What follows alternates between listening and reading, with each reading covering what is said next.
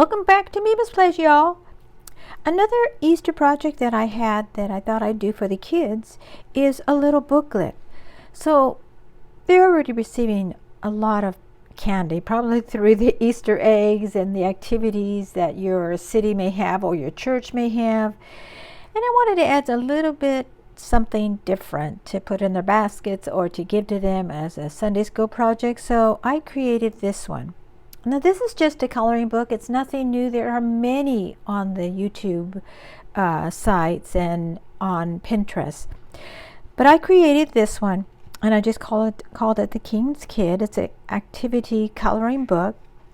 And there are a bunch of pages that I added to this, and these all came off. These are free from Google website, the images and the clip art that you can actually key in, and it'll bring this all up. And basically I just printed them all off on double-sided on my printer, and then I stapled them right here, so that's like this. So you have this side and then it says this one on the other side.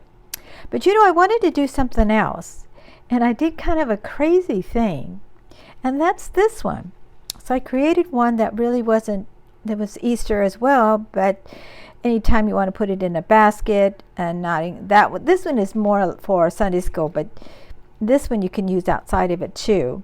And here's the thing, if you haven't noticed it, I printed it wrong. So it opens from the left side. But I thought, you know what, that isn't so bad for those that are lefties, because it makes them easier for the little kids.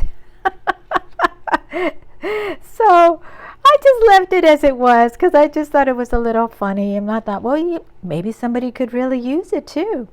So that's my project share. I just thought that y'all would think that's funny, but also to know that there are other ideas out there, something that even when you make a mistake, it can be a good idea.